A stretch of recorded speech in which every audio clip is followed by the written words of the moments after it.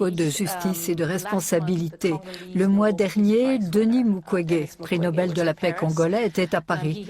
Il a demandé à la France d'aider à ce que justice soit faite contre les responsables des crimes commis à l'est de la RDC. Certains sont le fait de soldats de la région, de pays voisins, selon des experts des Nations Unies. Seriez-vous d'accord pour que des officiers rwandais soient poursuivis pour des crimes commis en RDC suite au génocide? Comme vous le savez, peut-être le rapport du projet Mapping a été extrêmement controversé. Et en réalité, il est hautement contesté par les gens, que ce soit en RDC ou dans les pays voisins. Il a été très politisé. Mukwege devient un symbole, un outil de ces forces que l'on n'aperçoit pas et il reçoit le prix Nobel et donc on lui dit quoi dire et j'ajouterai qu'il y a d'autres rapports qui sont sortis et qui contestent et qui disent tout à fait l'inverse. Le contraire, qu'il n'y a pas eu de crime dans la région? Mais il n'y a pas eu de crime. À l'est de la RDC? Non, absolument pas. Que ce soit par les personnes soit évoquées ou les pays cités. C'est, si vous voulez, la théorie du double génocide qui est à l'œuvre ici. Dans l'est de la RDC, la situation sécuritaire demeure très mauvaise. D'aucuns disent qu'elle continue à se détériorer. Le gouvernement congolais a décrété un état de siège dans 2 zones, Ituri et Nord Kivu, pour 30 jours, peut-être plus.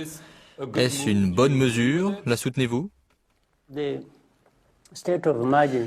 L'état d'urgence, à mes yeux, c'était un peu comme si on disait il y a un énorme problème ici, prenons des mesures qui vont nous donner une bonne base pour traiter les choses.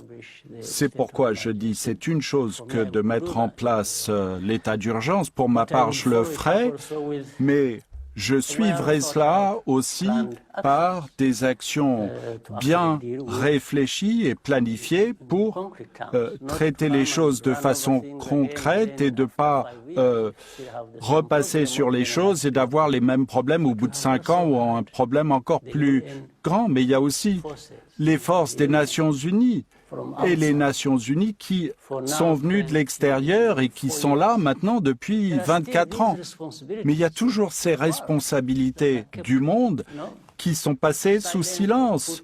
Et personne ne dit, mais qu'avez-vous fait là pendant 24 ans? Vous y êtes allé pour régler un problème, que s'est-il passé?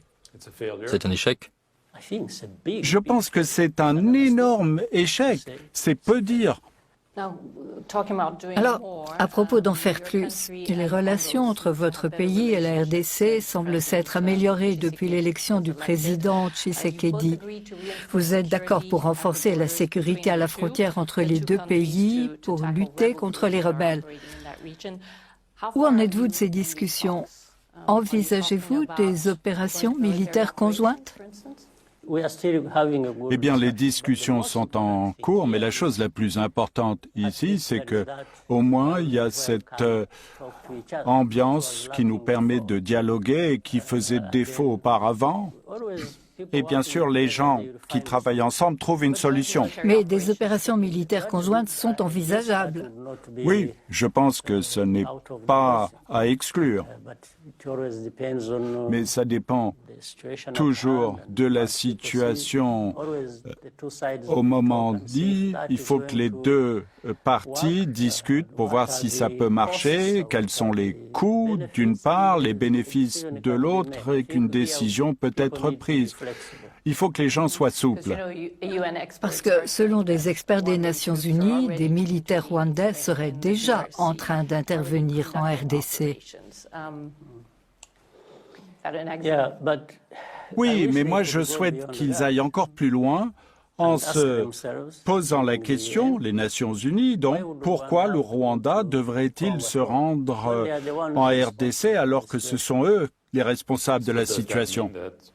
Cela signifie-t-il que vous reconnaissez qu'il y a des troupes rwandaises en RDC? Non, non, je ne reconnais pas ça du tout. C'est peut-être un échec Leur échec.